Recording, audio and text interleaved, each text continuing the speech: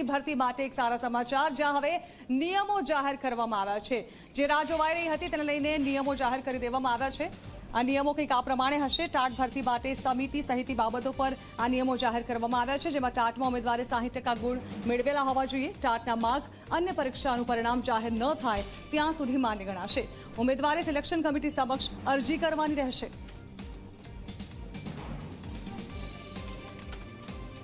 આ અંગે વધુ માહિતી સંવાદદાતા હિતલ પારેખ આપી રહ્યા છે। હિતલ, શિક્ષક સહાયકોની ભરતી માટે નિયમો જાહેર કરી દેવામાં આવ્યા છે।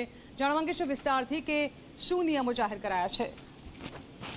જી જણા ચોક્કસ એવું કહી શકાય કે ટાટ પાસ જે ઉમેદવારો છે એમના માટે એક મહત્વની તક આવી છે, કારણ કે ટાટ પાસ જે વિદ્યાર્થીઓ છે એમાં 60%થી ઉપર જે વિદ્યાર્થીઓએ માર્ક મેળવ્યા હોય એ લોકો એપ્લાય કરી શકશે। સાથે જોવા જઈએ તો સામાન્ય રીતે શિક્ષકની ભરતી વખતે ટાટ પાસ ઉમેદવારોની અન્ય જે ક્વોલિફિકેશન છે એને પણ એના ગુણભાર ગણવામાં આવતા હતા, પણ હવે માત્ર ટાટના જ ગુણભાર ગણવાનો આ નિયમોમાં એક જોગવાઈ કરવામાં આવી છે। એટલે સૌથી મોટો ફાયદો MA BEd કર્યું હોય તો એના ગુણ નહીં ગણાય, માત્ર ટાટની પરીક્ષામાં જે ગુણ મેળવ્યા છે તેના આધારે જ મેરિટ તૈયાર કરવામાં આવશે। આ પ્રકારની એક મહત્વની જોગવાઈ એમાં કરવામાં આવી છે। આ જ પ્રકારે સીધી રીતે જોવા જઈએ જેના તો ટાટ માર્કના અન્ય પરીક્ષાના ઉમેદવારો જે જાહેર પરિણામ છે એ માન્ય ગણાશે। એટલે કે ટાટ પાસ જે છે એ જ્યાં સુધી ભરતી થાય ત્યાં સુધી એ નિયમો અંતર્ગત ટાટ પાસ ઉમેદવારો જ કરી શકશે।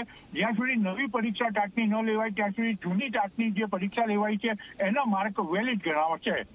જી જણા। જી બિલકુલ હિતલ, આભાર। તો માધ્યમિક ઉચ્ચતર માધ્યમિક શાળામાં ભરતી માટે આ નિયમો જાહેર કરવામાં આવ્યા છે। ટાટના માર્ક અને પરીક્ષાનું પરિણામ જાહેર ન થાય ત્યાં સુધી માન્ય ગણાશે।